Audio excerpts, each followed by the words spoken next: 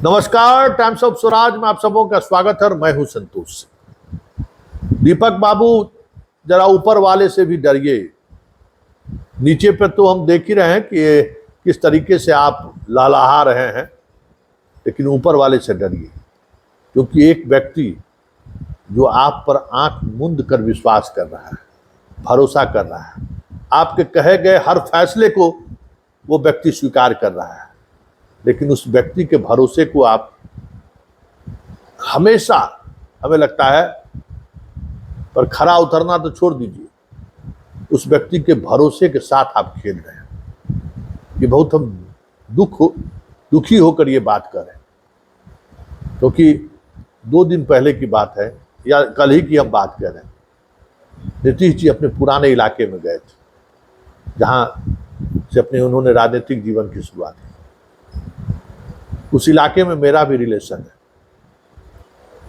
नीतीश जी का वो दौर देखने वाले जो लोग थे, उन लोगों से हमारी बात हुई। वो उन्हीं लोगों का फोन आया, वो कह रहे थे कि नीतीश जी को देखकर बड़ा दुख हो रहा था, दया आ रहा था कि क्या हो गया है। मतलब जिस गली रास्ते, जिस दरवाजे पर वो आते जाते बैठते थे, कहीं से भी बुलाकर बात करते थे, ऐसी तमाम यादें जैसे लगता है कि उनके जेहन से दूर हो चुका है। ऐसे में वो व्यक्ति अगर किसी व्यक्ति पर विश्वास करता है, भरोसा जताता है, उसके भरोसा के साथ खिलवाड़ नहीं करना चाहिए। दीपक, हम ये बात इसलिए कह रहे हैं कि परिस्थिति क्या रही और अंतःपुर का क्या समीकरण रहा, मुझे नहीं मालूम। मुझे ये भी नहीं कहना है कि किस परिस्थिति में आलोक राज डीजीपी बने। मुझे सिर्फ इतना ही कहना है कि बीबीसी के इस रिपोर्ट को देखिए, क्या आज बीबीसी का ये हेडलाइन है। और वाकई में बिहार में अगर हम अपराध की बात करें तो आज हर कोई फिर से असुरक्षित महसूस करने लगा है, भले आप डाटा में जो दिखा दीजिए। हम कई पुलिस अधिकारी से हमारी बात होती है तो वो कहते नहीं संतोष जी, डाटा देखिए ना। तो डाटा क्या देखिए, लालू यादव के समय का डाटा और आज के डाटा का तुलना मत करिए। वो दौर जंगल राज का दौर आप लोग कहते हैं, वो जंगल राज का दौर था, ये कानून के राज का दौर था। एक छोटी सी भी घटनाएं घटती है ना तो लोग हिल जाता है कि कहीं जंगल राज तो नहीं लौट रहा है।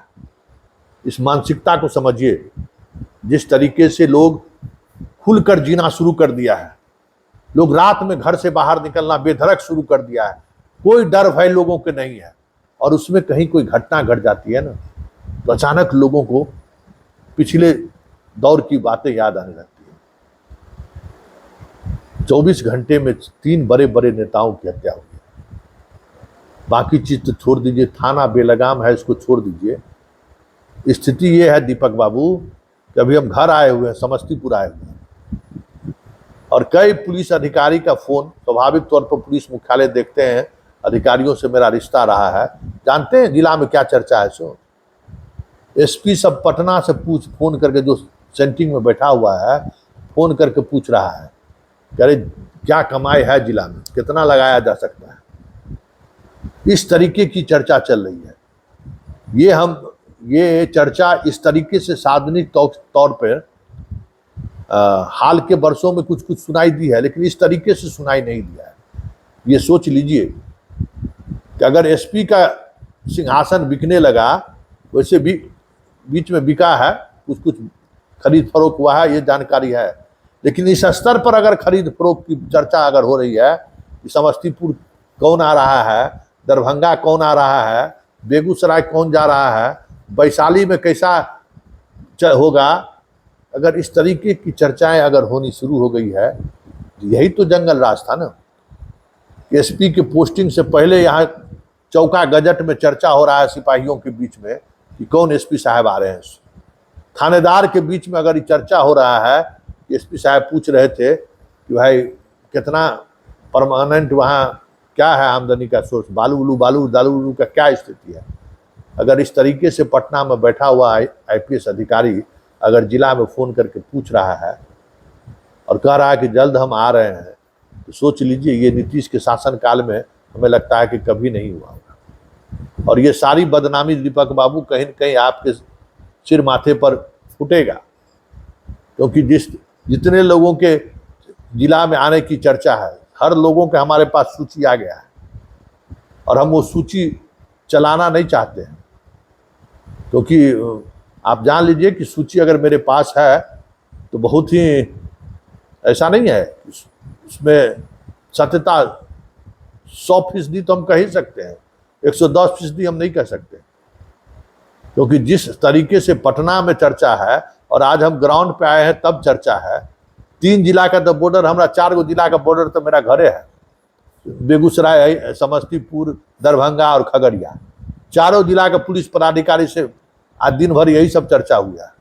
संतोष बाबू मेरे यहाँ फलाना आदमी जो है सो का डन हो गया, तो फलाना आदमी का डन हो गया, ऐसे में कैसे होगा, कैसे चलेगा जिला? हम कल आराम से जिला चलेगा जैसे चल रहा है। अब समझ जाइए, अगर ये स्थिति जिला लेवल पर थानेदार और सिपाही के मेस में अगर चर्चा हो रही है, तो आप समझ लीजिए कि लॉ एंड ऑर्डर की क्या स्थिति होगी। अरे जो व्यक्ति भरोसा किया है उस भरोसे पर तो खरा उतरिए।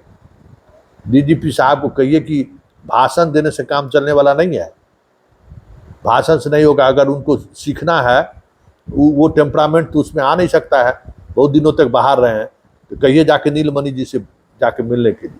नीलमणि जी के कार्यकाल में हम एडीजी मुख्यालय जब थे सब और डीजीपी थे तब उनके साथ उनका काम हमने देखा है कि कैसे वो चीज़ों को रेगुलेट कर सकते हैं। जब तक थानेदार को ये भय नहीं होगा कि हमको यहाँ से उठाकर सीआईडी भेज देगा, तब तक कोई थानेदार कार्रवाई करना तो दूर, थाना से निकलेगा नहीं, दिन भर बैठ के दारू और बालू का पैसा कमाते रहता है। एक्शन में कहिए डीजीपी को आने के लिए।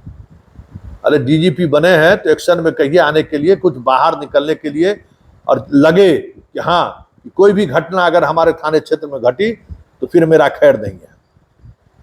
एक बार हमको याद है, नीलमणि जी थे, एक साथ हमें लगता है कि 150-200 सब इंस्पेक्टर को, जो थाना प्रभारी रहा करता था, सबको सीआईडी में भेज दिया। और वो उसके बाद जो हरकंप मचा, उसका कल्पना नहीं कर सकते हैं दीपक बाबू। उसी तरीके से कुछ कहिए, फील्ड में जितने अधिकारी अभी हैं, सिर्फ शराब पैसा का कमाई में डीएसपी सब तो हद पार कर दिया है। एक भी डीएसपी घर से नहीं निकलता। हमारे रोसड़ा अनुमंडल सबसे सेंसिटिव अनुमंडल है, यहाँ एगो महिला को आप डीएसपी भेजें, ठीक है महिलाएं हैं तो ठीक है, लेकिन जरा कहिए घर से बाहर निकलने के लिए। और बहुत अलग तरीके की शिकायत आते आते लोग हमको करना शुरू कर दिया कि देखिए यहाँ देख लीजिए आप अपना रोसड़ा अनुमंडल में किस तरीके का डीएसपी का अपने पोस्टिंग करते आए हैं। कहिए घर से बाहर निकलने के लिए, क्योंकि ये बहुत ही वेनरेबल जगह है, कभी भी किसी भी समय कोई बड़ी घटना घट सकती है और घट रही है। तो इन चीज़ों को समझने की जरूरत है कि आखिर हो क्या रहा है प्रदेश में। पुलिस का इकबाल खत्म हो चुका है और दीपक बाबू सब ठिकरा आप पर फूट रहा है। ये जो अराजकता, डीएम सब तो बहुत बढ़िया पोस्टिंग हो गया है, बहुत कम लोगों में डीएम के बारे में शिकायत है, लेकिन एसपी में क्यों ये खबरें बाहर आ रही हैं कि भाई जिला बेचने की तैयारी हो रही है। तो अगर जिला बेचने की तैयारी है तो प्लीज उसको रोक दीजिए।